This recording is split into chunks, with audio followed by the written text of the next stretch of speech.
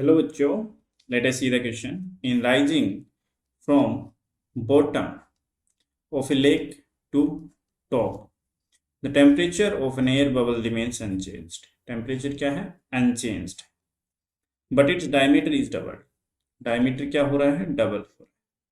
If h is the barometric height expressed in meters of the mercury of relative density rho, okay, at the surface of lake, the depth of the lake is, okay.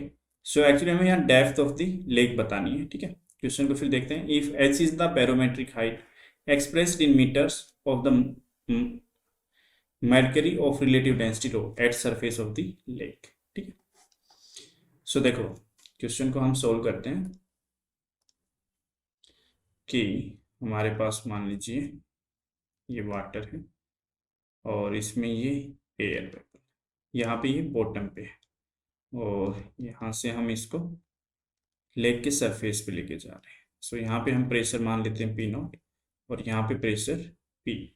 ठीक है, सो ये बोल रहा है if H is the barometric height expressed in metres of mercury. So यहाँ पे जो P nought है वो आ जाएगा rho Hg, that is the density of mercury into G, that is acceleration due to gravity, and into, if H is the barometric height, so it will be H. Okay, rho H, rho Hg, G into H. Okay, और हमें relative density दे रखी है. So relative density क्या होगी? That is density of Hg, that is mercury, divided by that of density of water. ठीक है, अब देखो एक कंडीशन दे रखी है कि हमें टेम्परेचर सेम है.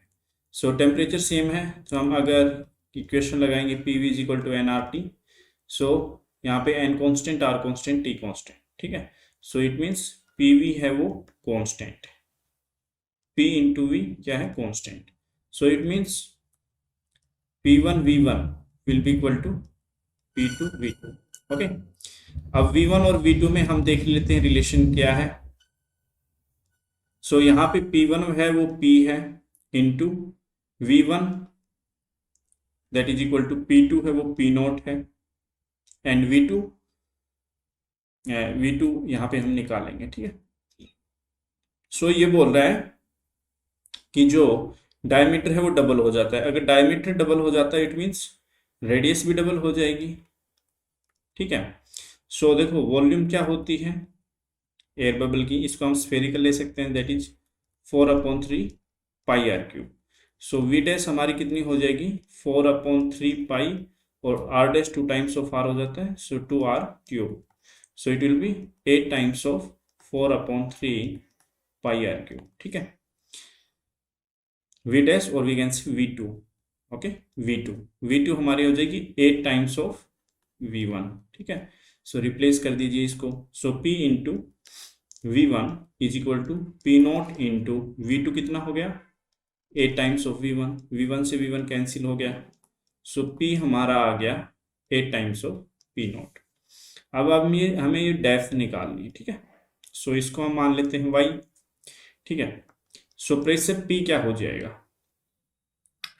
प्रेशर P यहाँ पे आ जाएगा is equal to that of P nought plus that of density of water. यहाँ पे लिक्विड की वजह से जो प्रेशर बनेगा, density of water into G into Y, that is equal to 8 times of P not.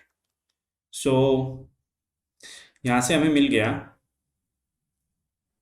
8 P not में से P not जाएगा तो 7 P नॉट.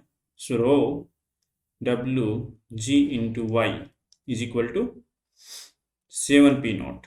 ठीक है, y की वैल्यू हमें निकालनी है, सो ये हो जाएगा 7 P not by rho W G. P not की वैल्यू रखी यहाँ पे जो हमने निकालनी थी ये वाली, सो वो है rho Hg G into H divided by rho W. Sorry that this is rho water. Okay, not it is not separately, this is density of water only. Okay, सो यहाँ जी से जी कैंसिल हो गया, सो ये आ गया rho H G by rho water into H. So rho H G by rho water is that of rho. So यहाँ से हमें मिल गया y is equal to, actually here this 7 is also there, sorry, here 7 is also there, so write here 7 and this is rho into h. Okay, this will be your answer. Okay, 7 rho h. So C option is correct option. I hope you got the answer of the question. Best of luck.